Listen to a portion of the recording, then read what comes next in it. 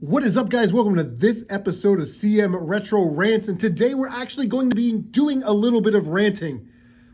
The Nintendo Entertainment System, one of the finest consoles of all time, responsible for rejuvenating the video game culture here in the United States. One of the most important, influential, and greatest consoles of all time with a library of almost 800 games. But there are some games that are way overrated.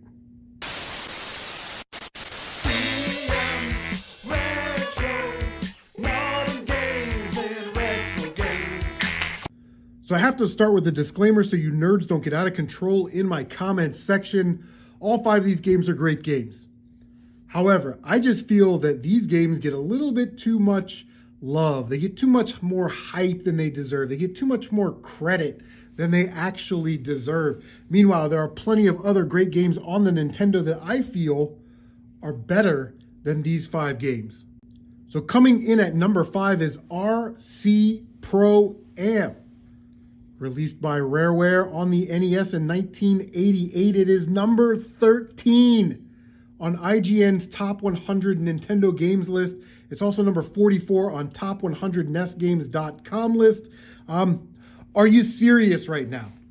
If you take the 3 Mario games, both Zelda games, and any 2 games from Castlevania, Mega Man, Ninja Gaiden, you take the 2 Contras, Mike Tyson's Punch-Out!, and Metroid, that's 15 games. How is RC Pro-Am better than any of those games? It's not. It's ridiculous. This game is way overrated. And here's why these lists get tricky. Because RC Pro-Am is a good game. It's kind of cool. It has all these like light RPG elements and great music. But for God's sakes, the game looks boring. It's a gray racing surface and a green grass track border for like 50 levels. And the cars are all kind of blocky. They're the same colors. I mean, it's not one of those games that holds the test of time. Okay.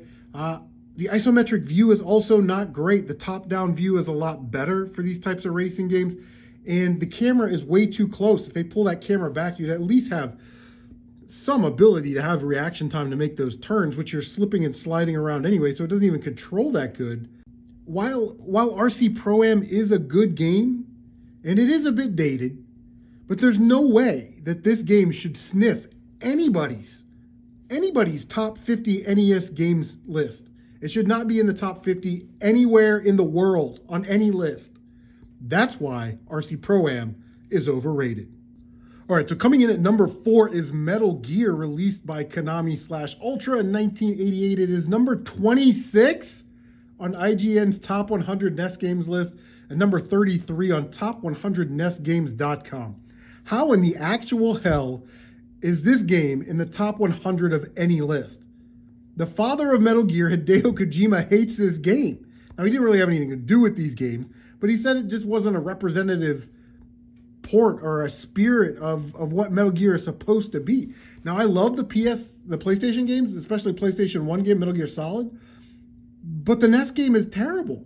In a game like Metal Gear, you need to know what's going on, and in order to know what's going on, you need to kind of talk to people and figure it out. Unfortunately, the people that translated this game either didn't speak English or didn't bother to have it checked by someone that spoke English because the translation is off.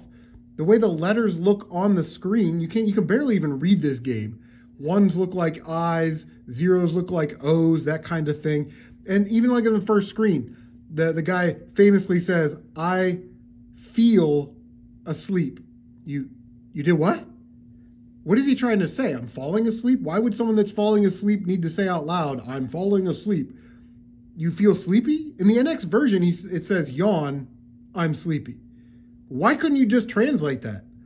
It's supposed to be a tactical, stealthy, semi-realistic game, but there's no battlefield logic.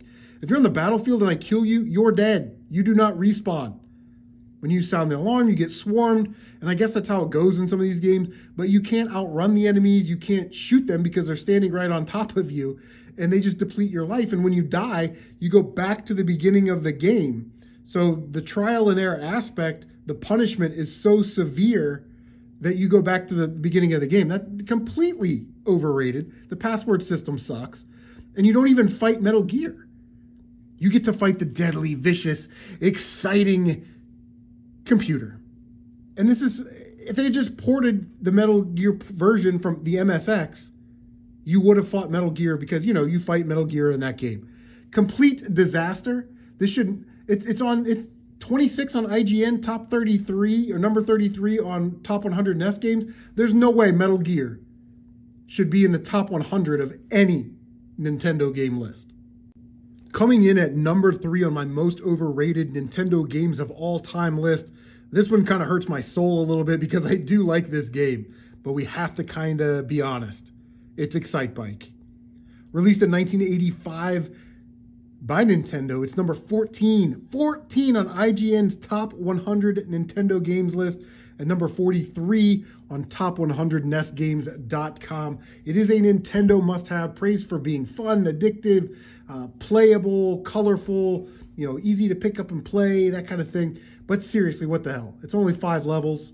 To give you some sort of Nintendo black box perspective, Super Mario Brothers is like 32 levels.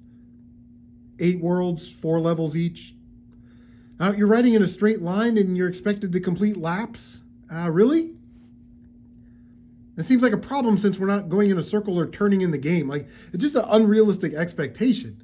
You know what I mean? The object is to beat the time, not the racers, so the other racers on the track are just obstacles. It's sort of annoying if you think about it. You can create your own tracks. Wow, that is awesome. You can't save them, by the way. And each track element is assigned to a letter, so you have to memorize them, write them down, or just sort of guess what they are. Excite Bike is a fun game to sort of pick up and play, but a top 50 Nintendo game, I think not. Coming in at number 2 is Ghosts and Goblins, released Capcom in 1985. It's number 54 on IGN's top 100 Nintendo games list, and number 61 on top 100 NESgames.com. Now, Ghosts and Goblins has this reputation for being a hard game, and it is, but it's hard for all the wrong reasons. And for some reason, online reviewers tend to give this game a pass. They say things like, it's a legendary Nintendo title, it's a staple, it's a flagship franchise, it's a Capcom classic NES game.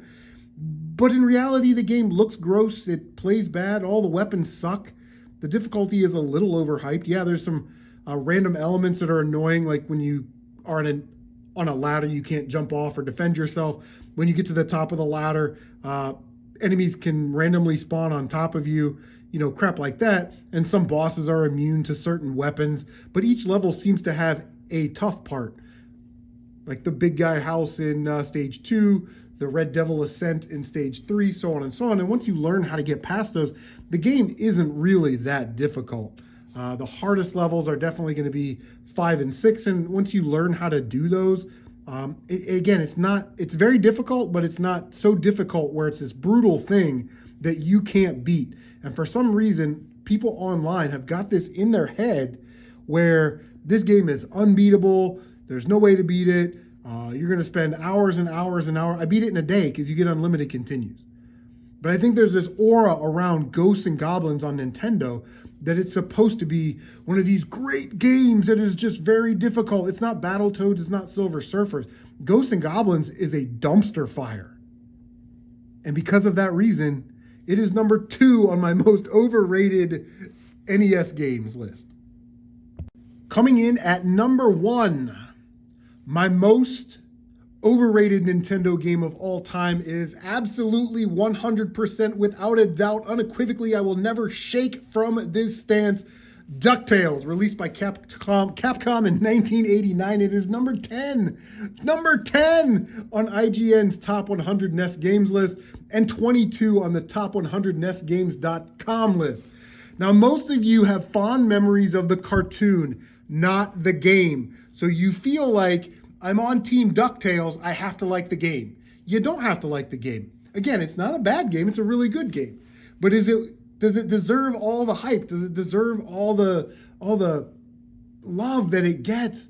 And it's just crazy. It gets put on this pedestal so high that Kid Icarus himself couldn't even reach. The pogo stick gimmick is played out and gets boring after about 20 minutes. You need the pogo stick so you can jump around like an idiot to find gems if you want the quote-unquote good ending. That's awesome. With that have to jump around like a moron into these blank spaces to try and get these gems.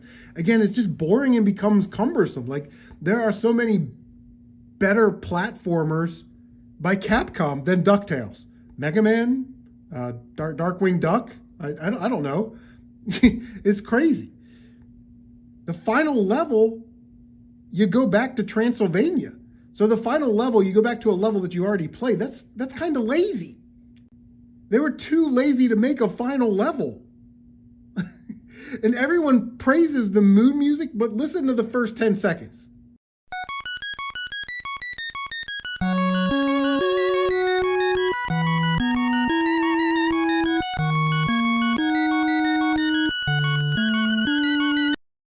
It's the most ear-bleeding, glass-cracking, banshee, screechy, squealing, sounding 8-bit tune of all time. That's like nails on a chalkboard. So I don't know, maybe I'm missing something. DuckTales is a good game, don't get me wrong, but a top 25 game from top 100 NESgames.com and a top 10 game on IGN's top 100 list? No, sir. No, ma'am. Not while Power Blade and Vice Project Doom are out there. Not while Cobra Triangle's out there. Not while Shatterhand's out there. DuckTales. Give me a break. Anyway, guys, that is my list of 5 NES games that I feel are overrated. What are some overrated Nintendo games? Leave a comment down below. Don't forget to like, comment, subscribe, share on social media. That actually does help out a ton. And don't forget to bang that notification bell so you can stay up to date on all of your CM Retro gaming goodness. Guys, I cannot wait to read these comments. Take care of yourselves, and we will see you on the next one.